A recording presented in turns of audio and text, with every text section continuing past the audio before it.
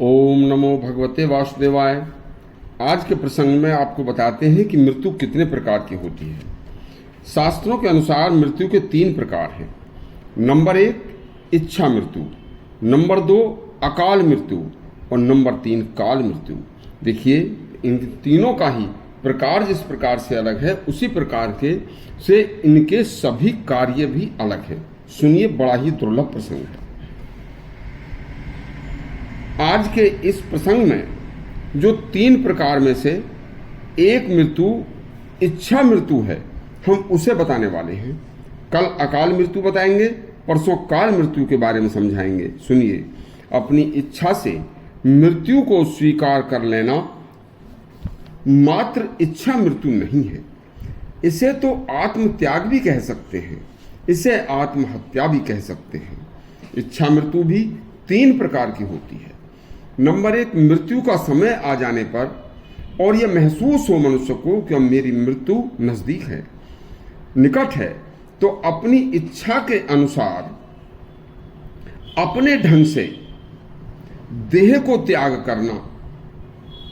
Number 2, यदि किसी को महसूस हो कि मेरी मृत्यु बिल्कुल नजदीक है, निकट है, मृत्यु का समय नजदीक आ चुका है, तो उसे अपनी इच्छा के अनुसार कुछ समय के लिए टाल देना और जिस समय चाहते हैं उस समय अपनी देह का त्याग करना। नंबर 3, जब बेशक ये पता लगे कि मृत्यु बहुत निकट है, तो मृत्यु काल बेशक न आया हो, किंतु शास्त्रों की आज्ञा से देह को त्याग प्राप्त होने पर उस निर्दिष्ट विधि से देह का त्याग कर देना।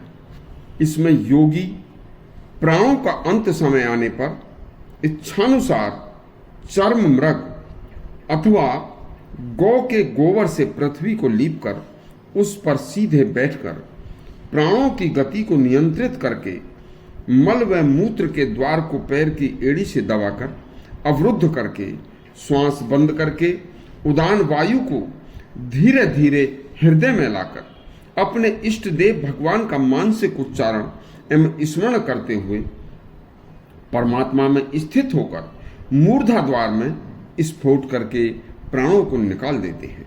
यह मृत्यु सर्वश्रेष्ठ इच्छा मृत्यु है। जो इतना नहीं कर सकते उनके लिए क्या है, वह मृत्यु का समय निकट जानकर क्या करें, बस उस समय वह भगवान का जप पाठ करते हुए, भगवान की स्तुति करते हुए और सुनते हुए यदि देह त्याग करते हैं तो वह भी अच्छी मृत्यु है। महाभारत के युद्ध में भीष्म जी बाणों से बिंधकर जब पृथ्वी पर गिरे तो उस समय सूर्य दक्षिणायन में था। उस समय देह त्याग करना उचित न जानकर सूर्य के उत्तरायण में आने तक इच्छानुसार उन्होंने 58 दिन तक जीवित रहने का निर्णय किया। और महाभारत का युद्ध मार्गशीर्ष शुक्ल पक्ष एकादशी को शुरू हुआ था।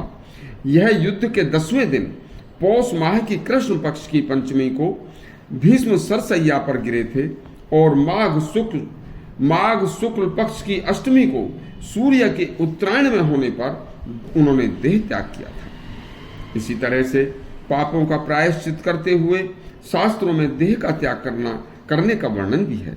जैसे आचार्य कुमारिल भट्ट ने त्रिवेणी के तट पर भूसी की अग्नि में बैठकर धीरे धीरे जलते हुए देह का त्याग किया था, जिससे उनके पापों का प्रायश्चित था। इस तरह से अलग अलग परिस्थितियों में विशेष रीति से देह की अनुमति है। काशी करवट भी बड़ी प्रसिद्ध है, लेकिन आज कलयुग में यह पद्धतियां लुप्त हो गई हैं।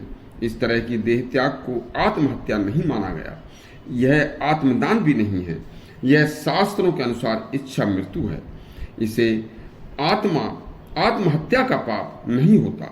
कल आपको अकाल मृत्यु का प्रसंग सुनाएंगे और इस प्रकार के शास्त्रों के अच्छे अच्छे प्रसंग सुनने के लिए हमारा चैनल सब्सक्राइब करें और घंटी दबाएं। धन्यवाद।